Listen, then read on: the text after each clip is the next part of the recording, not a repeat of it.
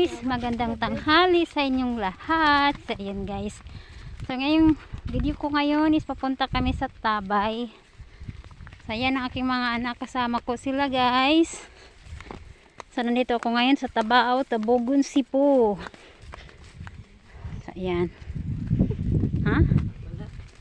Punta tayo ngayon pa sa Tabay, na kung saan ay dati ay dito talaga kami lagi nagano, maliligo, maglaba. Ngayon kasi is merong merong tubig na doon sana. So ngayon walang tubig kasi walang kuryente, walang ilaw ba.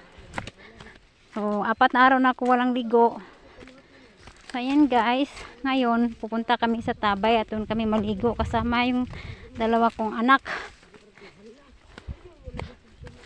So dito kami lumaki. Dito ako lumaki, dito rin ako lumiit.